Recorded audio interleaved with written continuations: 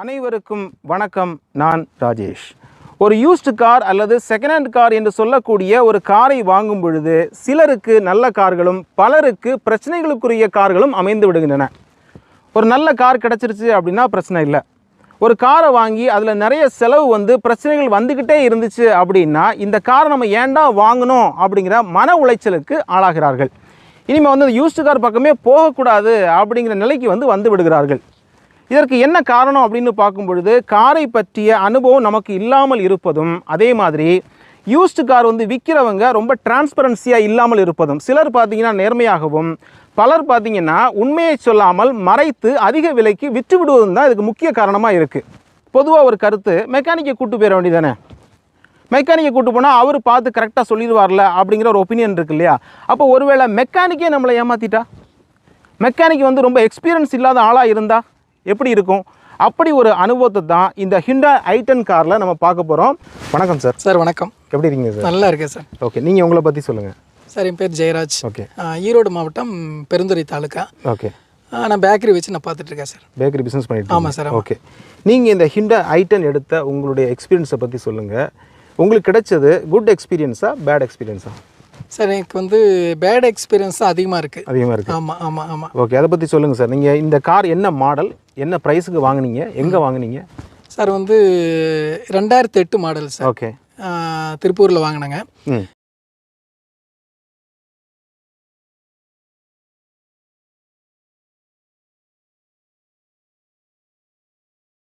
என்னோட பட்ஜெட் ஒரு 1,50,000 எதிர்பார்த்துட்டு தான் போனேன்.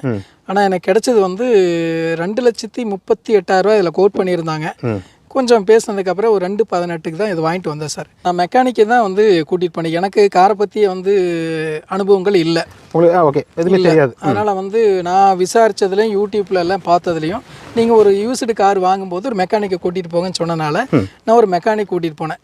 அவர் கூட்டிகிட்டு போய் இப்போ ஒரு 2-3 கன்சல்டன்சியில் போய் பார்த்தேங்க. 3வது கன்சல்டன்சியில் போய் பார்க்கும்போது 2,28,000 அதில் போட்டிருந்தாங்க. சார் பாருங்க சார் அப்படின்னா அவர் 2,38 அதில் கோட் பண்ணியிருந்தாங்க. ஓகே. மாடல்லாம் போட்டிருந்தாங்க. இன்சூரன்ஸ் இல்லைங்க. ஓகே. எஃப்சி இருந்துச்சு. 2028 வரைக்கும் எஃப்சி இருந்துச்சுங்க. அப்புறம் மெக்கானிக் ஸ்டார்ட் பண்ணி வண்டியை கொஞ்சம் அப்படியே இங்கேருந்து அவ்வளோ தூரம், அங்கேருந்து இவ்வளோ தூரம் பார்த்தாப்புலைங்க. ஆமாம், அவ்வளோ தூரம் பார்த்தாப்புல. அப்புறம் கீழே படுத்து பார்த்தாப்புல. இப்போ நான் ஏற்கனவே யூடியூப்ல எல்லாம் பார்த்துருக்கேன். எல்லாம் அது பார்க்கணும், எல்லாம் பார்க்கணும்னா சரி மெக்கானிக் நல்லா பார்ப்பாப்புல. அப்படி மெக்கானிக் இருக்கும்போது நான் எதுக்கு அதில் இன்வால்வ் ஆடி, எனக்கு நாலேஜ் இல்லை அப்படிங்கிறனால அவர்கிட்டே நான் விட்டேன். முழு நம்பிக்கையில் மெக்கானிக் நம்ம கூப்பிட்டு வந்துட்டேன்ல, நான் இதில் நம்ம பார்க்க வேண்டியதில்லை, ஒரு மெக்கானிக்கே கூப்பிட்டு வந்துட்டோமே அப்படின்னு சொல்லி அவர் சொன்னால் போதும் அப்படிங்கிறதுல நான் மெக்கானிக்கிட்ட சரண்டர் பண்ணிட்டேன். சார் நீங்கள் சொல்லுங்கள் அப்படின்னு. அப்புறம் அவரும் பார்த்தாப்புலைங்க. அவர் பார்த்துட்டு நல்லா இருக்குங்க, ஒன்றும் பிரச்சனை இல்லை, நல்லா இருக்குன்ட்டாங்க. நல்லா இருக்கு மெக்கானிக் நான் வண்டி நல்லா இருக்கு. ஆனால் அவர் வெளியே எங்கேயும் ஓட்டி பார்க்கல.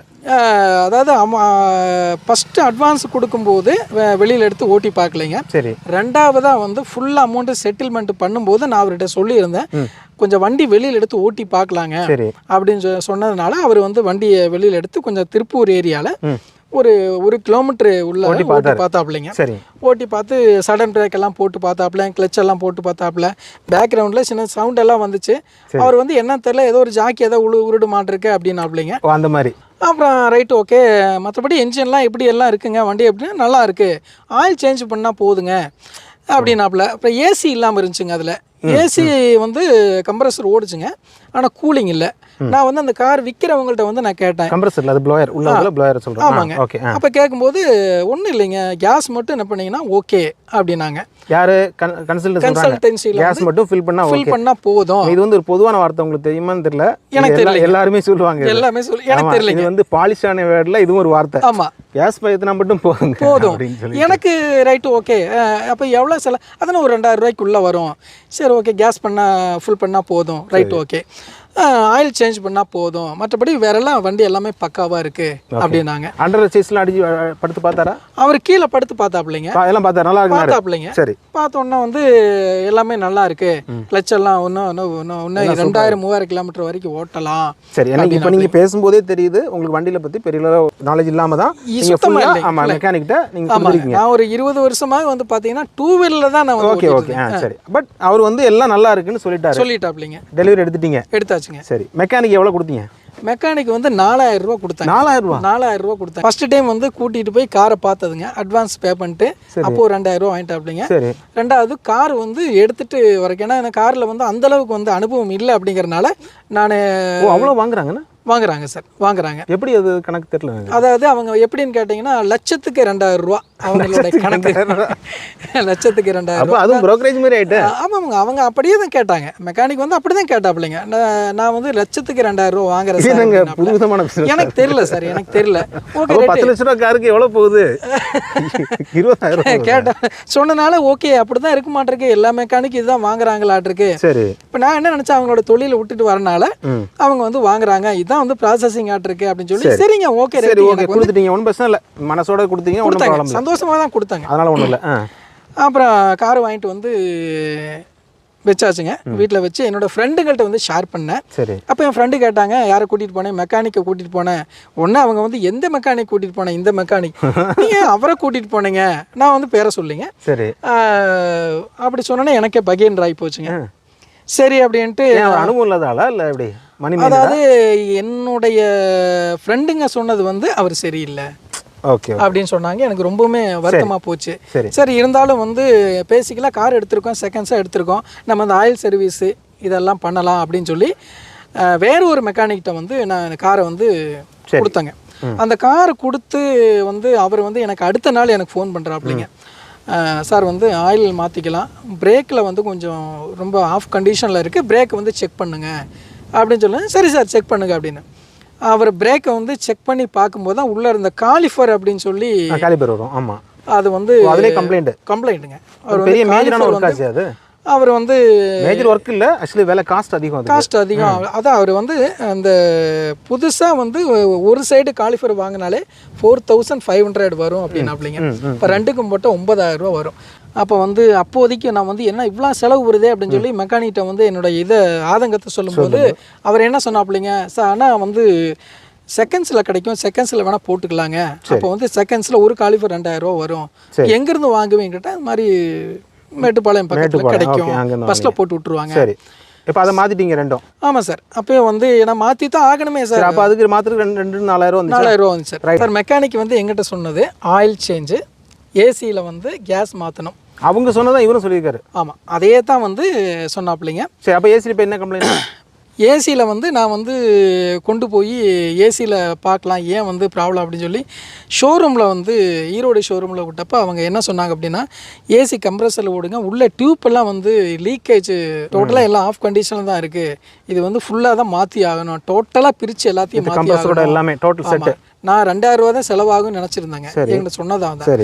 ஆனால் அங்கே போய் ஷோரூமில் விட்டப்போ தான் அவங்க 25000 ரூபா ஏசிக்கு மட்டும் ஆகும், ஏசிக்கு மட்டும் ஆகும்னு சொல்கிறாங்க. அப்போ ஏற்கனவே பார்த்தீங்கன்னா நீங்கள் செக் பண்ண போகும்போது, வண்டி எடுக்க போகும்போது மெக்கானிக் சொன்னார்ல, பின்னாடி வந்து ஒரு சவுண்டு வருது அப்படின்னு சொல்லும்போது அது வந்து ஜாக்கியோட சவுண்டாக இருக்கும் அப்படின்னு நீங்கள் சொன்னீங்கல்ல, பட் அது உண்மையிலே ஜாக்கியோட சவுண்டு இல்லை சார்? இல்லை, ஜாக்கியோட சவுண்டு இல்லை. ஏன்னா ஜாக்கி எடுத்து பார்த்தேன், சரி, திரும்ப அந்த சவுண்டு வந்துக்கிட்டு தான் இருந்தது. ஓகே, அப்போ நீங்கள் ஸ்டெப்னி எடுத்து பார்த்தீங்களா? ஸ்டெப்னி வந்து இப்போ ரீசெண்டாக வந்து ஒரு 4 நாளைக்கு முன்னாடி ஸ்டெப்னி எடுத்துட்டேன் சார். சரி, டோட்டலாக எடுத்து வெளியில் வச்சு டைட் பண்ணி திருப்பி வந்து ஒரு ஸ்பீடு பிரேக்கெல்லாம் நான் வந்து பார்த்தேங்க. பார்க்கும்போது அந்த சஸ்பென்ஷன் அப்படின்னு சொல்லக்கூடிய இடத்துல இருந்து சவுண்டு நல்லா வருதுங்க. அப்போ ஷாக் அப்சர்வர் போயிருக்கும். ஆமாம், ஆனால் அது வந்து அவங்க வந்து எனக்கு இந்த நாலேஜ் இல்லாதனால அவங்க வந்து அதை கரெக்டாக அவங்க பார்த்துருக்கணும். மெக்கானிக் இந்த சவுண்டு வந்து நீங்கள் எடுக்கும்போதே இருக்குது, ஆனால் ஒரு மெக்கானிக் வந்து இப்படி சொல்கிறாரு. ஆமாம், இது டிக்குக்குள்ளே தான் ஏதோ ஒரு பொருள் இருக்க மாட்டிருக்கு. அப்போ தப்பான, அப்போ ஒரு மெக்கானிக் வந்து ஒன்றும் அனுபவம் இல்லாமல் இருக்கணும். ஆமாம் சார். ரெண்டாவது பார்த்தீங்கன்னா, ஒருவேளை இந்த காரை நீங்கள் எடுக்காமல் போனால் அவருக்கு வந்து நீங்கள் இப்போ ஒரு கமிஷன் சொன்னீங்களே லட்சத்துக்கு 2000 ரூபா அப்படின்னா அது கிடைக்காம போயிடும்னு ஒரு வேளை சொல்லியிருக்கலாம். இருக்கலாம் சார். ஒரே நாளில் வந்து இந்த கமிஷன் பார்த்துட்டு அடுத்ததா மேலே போயிடலாம், அடுத்து அப்படி அதான் அப்படி கூட இருக்கலாம். அப்படி இருக்கலாம், ஒரு நாள் வேலையை முடிச்சு டக்குனு வேலையை முடிச்சு கொடுத்துடணும். அப்போ அது தவறு தானே. அப்போ மெக்கானிக் சைட்லையுமே இந்த மாதிரி பல பிரச்சனைகள் இருக்க தான் செய்யுது இல்லையா? ஆமாம் சார், கண்டிப்பாக இருக்குது. எனக்கு கமெண்ட்ஸ்லேயும் நிறைய பேர் சொன்னாங்க, சார் மெக்கானிக்கை வச்சு எடுக்கணும்னு சொல்கிறாங்க, எந்த மெக்கானிக் சார் கரெக்டாக வருவாங்க? எல்லாரும் ஒரே மாதிரி இருக்க மாட்டாங்க, அவங்களுக்குள்ளே ஒரு டீலிங் இருக்குது. சிலருக்கு பார்த்தீங்கன்னா ஒரு கன்சல்டன்சிக்கும் சில மெக்கானிக் வந்து தெரிஞ்சு வச்சுருப்பாங்க, நம்ம தெரியாமல் அவங்கள கூப்பிட்டு போவோம், அவங்களுக்குள்ளே ஒரு டீல் போட்டு வித்துடுறாங்க. ஸோ அப்போ ஓவராலாக பார்த்தீங்கன்னா இந்த யூஸ்டு கார் அப்படிங்கிறது ஒரு அதிர்ஷ்டமாக மாறி போச்சு. உங்களுக்கு அமைஞ்சாதான் உண்டு, இல்லைனா இல்லை அப்படின்றது ஆகிப்போச்சு. கண்டிப்பாக சார். அதனால கடைசியில் ஃபைனலாக எந்த இடத்துக்கு வந்து நிற்கிறாங்க, இந்த யூஸ்டு காரே வேண்டாம், பேசாமல் நான் புது கார் வாங்கியிருக்கலாம் அப்படின்னு. இப்போ நீங்கள் கணக்குப்படி பார்த்தா இதுக்கு 2.18 எடுத்தீங்களா? ஆமாம் சார், 2 லட்சம். டோட்டலாக எவ்வளோ செலவு பண்ணியிருக்கீங்க சார்? அவங்க நான் அந்த கார் கொடுக்கும்போது கொடுத்த அமௌண்ட் இல்லாமல் இது வரைக்கும் ஒரு 50,000 வந்து செலவாயிருக்கு சார். 50 ஆயிருக்கு அப்படின்னா 220 வச்சாலும் 270 ஆயிடுச்சு. ஆயிருக்கு. ஏசிக்கு வந்து நீங்கள் 25,000 ரூபா அதுக்கு தனி பண்ணணும் சார். இனி பண்ணணும். அப்போ கிட்டத்தட்ட 3 ஆகுது. 3 ஆகுது. அப்புறம் வந்து டிரைவிங் சீட்டில் கீழே வந்து மெக்கானிக் வந்து அடியில் படுத்து பார்த்தாப்புல சார். அப்போ நான் அவர் பார்க்கும்போது பரவாயில்லையே, கீழெல்லாம் படுத்து நல்லா பார்க்குறாப்புலையே அப்படின்னு சொல்லி நான் சந்தோஷப்பட்டேங்க. சரி. ஆனால் வீட்டுக்கு வந்து ஒரு 4 நாள் எனக்கு ஒரு சின்ன டவுட் இருந்துச்சுங்க. அதாவது ஷோரூமில் வந்து விடும்போது, சார் கீழெல்லாம் ரஸ்ட்டு ஃபார்ம் ஆகிருக்கு அப்படின்னாங்க. இப்போ ரஸ்ட்டு ஃபார்ம் ஆகிருக்கு அப்படிங்கும் போது எங்கே ரஸ்ட்டு ஃபார்ம் ஆகிருக்குன்னு சொல்லி நான் வீட்டுக்கு வந்து காருக்கு அடியில் நானே வந்து கீழே படுத்து பார்க்கும்போது டிரைவிங் சீட்டுக்கு அடியில் அந்த கால் வைக்கிற இடத்துல ஓட்டையாக ஆயிருக்கு. ஃபுல்லாக அரிச்சிருச்சு. ஆமாம் சார், ஃபுல்லாக அரிச்சிருச்சு. அது எப்படி மூடிருந்தாங்க, அவங்க க்ளோஸ் பண்ணிருந்தாங்க சார்? வந்து இது வந்து கன்சல்டன்சியில் என்ன பண்ணியிருந்தாங்க அப்படின்னாக்கா, நம்ம கால் வைக்கிற இடத்துல ஒரு சீட்டு மாதிரி, பிளாஸ்டிக் சீட்டு மாதிரி போட்டு கம்மை போட்டு நல்லா ஒட்டியிருந்தாங்க. அதை நீங்கள் வந்து பிரித்து பார்க்க முடியாது. அந்த அளவுக்கு தான் ஒட்டியிருந்தாங்க. அதுக்கு மேலே ஒரு ஃபுட் மேட்டு வந்து. ஆமாம், இப்போ உண்மைதானே. நீங்கள் மேட்டை எடுத்துட்டீங்கன்னா கீழே தெரிஞ்சதுனால ஒட்டிறது வேற. நல்லா ஒட்டியிருந்தாங்க சார், நல்லா ஒட்டியிருந்தாங்க. எனக்கு வந்து ஏற்கனவே யூடியூப்பில் வந்து இந்த மாதிரி ஒரு சில விஷயம் பார்த்துருந்தேன். ஆனால் அந்த டைம் வந்து நான் அதை இப்படி எடுத்து பார்க்கும்போது வரல. அப்போ அது ஆனால் இவர் மெக்கானிக் அடியில் படுத்து பார்த்தாப்புல. நீங்கள் அவர் நம்பிட்டீங்களா? நம்பிட்டேன் நான், அவர் ஃபுல்லாக நம்பிட்டேன். மெக்கானிக்கு கூட்டிகிட்டு போகும்போது நான் டோட்டலாகவே நான் நிம்மதியாக இருந்தேன்.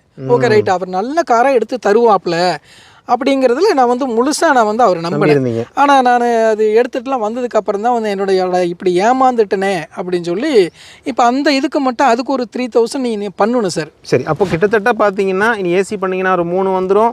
அப்புறம் அது கீழெல்லாம் நீங்கள் ஃபுல்லாக வேலை பார்த்தீங்கன்னா 3,000 தாண்டிடு சார். அதெல்லாம் நிறைய வரும் சார். உங்களுக்கு 10,000 ரூபா கூட வர வாய்ப்பு இருக்குது. நீங்கள் எவ்வளோ பிளாட்ஃபார்ம் வந்து கீழே போயிருக்கு, அதுக்கான பிளேட் திக் எவ்வளோ போடணும் அப்படிங்கிறத பொறுத்து அது ஒரு ஹியூஜ் எக்ஸ்பென்ஸ் வரதான் செய்யும். நான் இப்போ வந்து ஓரளவுக்கு நான் காரை இவ்வளோ செலவு பண்ணி கொண்டு வந்துட்டேங்க.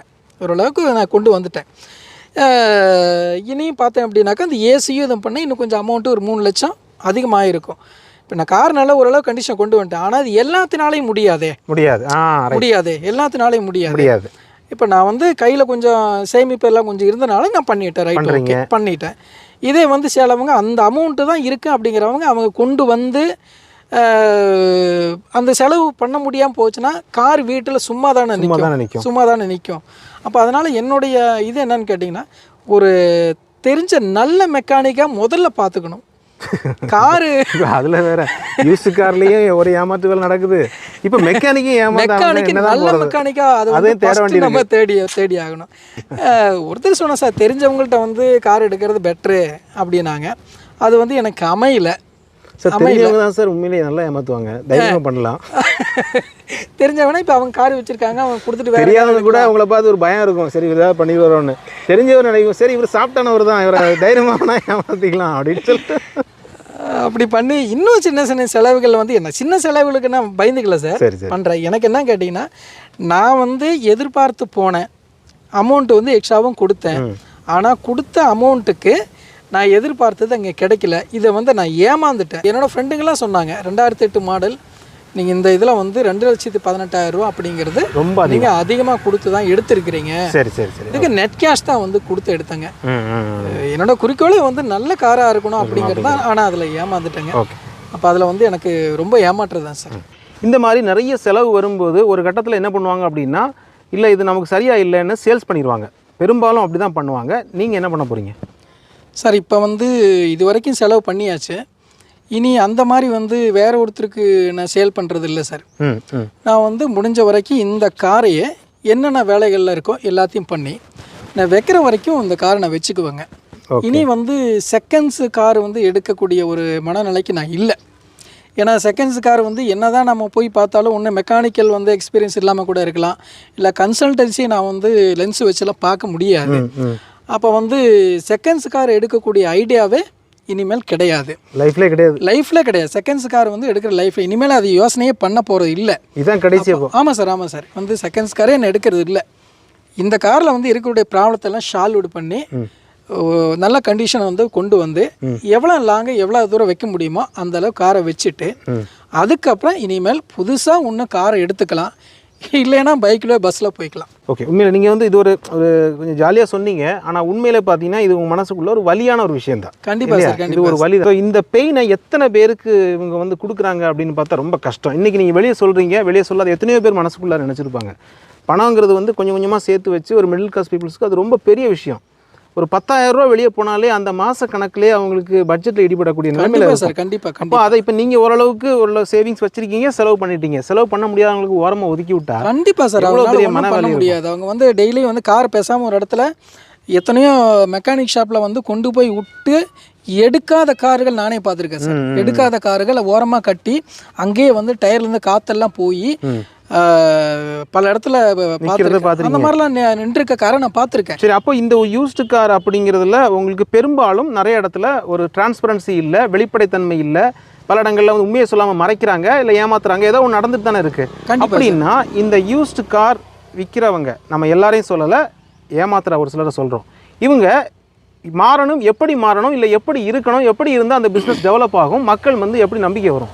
சார், என்னுடைய பர்சனல் ஒப்பீனியன் என்னன்னு கேட்டிங்க அப்படின்னாக்கா, இப்போ நான் வந்து ஒரு தொழில் பண்ணுறேன், பேக்கரி வச்சுருக்கேன். நான் வந்து டீ தரமாக கொடுத்தா தான் கடைக்கு வந்து வருவாங்க, வந்து போய் இன்னொருத்தர சொல்லுவாங்க. இப்போ நான் வந்து இப்போ இந்த கார் எடுத்துகிட்டு வந்திருக்கேன்.